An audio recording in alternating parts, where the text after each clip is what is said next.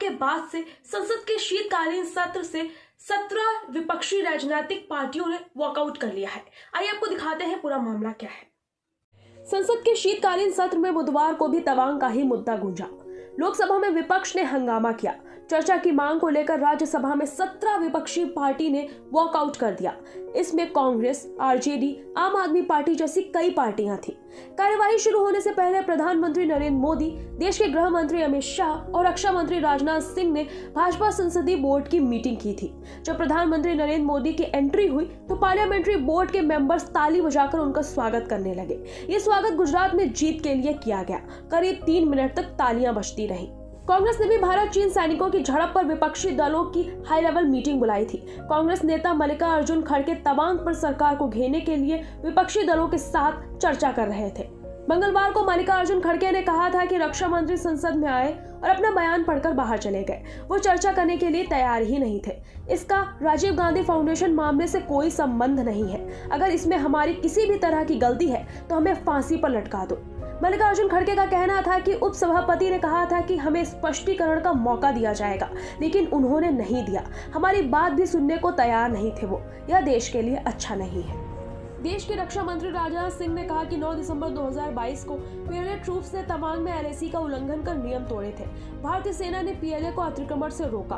उन्होंने उनकी पोस्ट पर जाने के लिए मजबूर कर दिया था।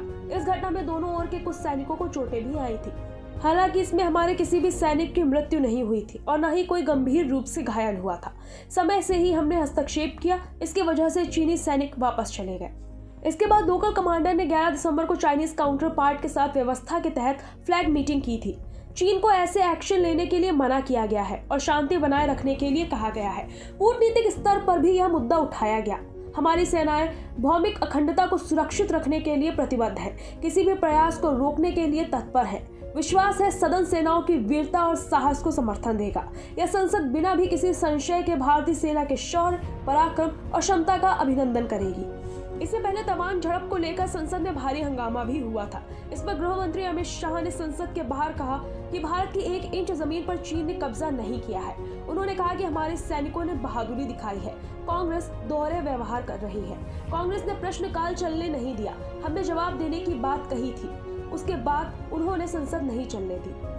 गृह मंत्री अमित शाह ने आरोप लगाया था कि चीन पर कांग्रेस का रवैया दोहरा है। राजीव गांधी फाउंडेशन का सवाल प्रश्नकाल में रखा गया था।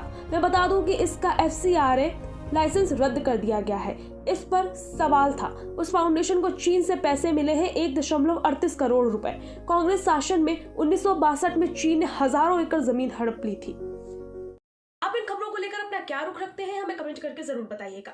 देश से जुड़ी सच्ची खबर जानने के लिए आप देखते रहिए टू द वर्ल्ड।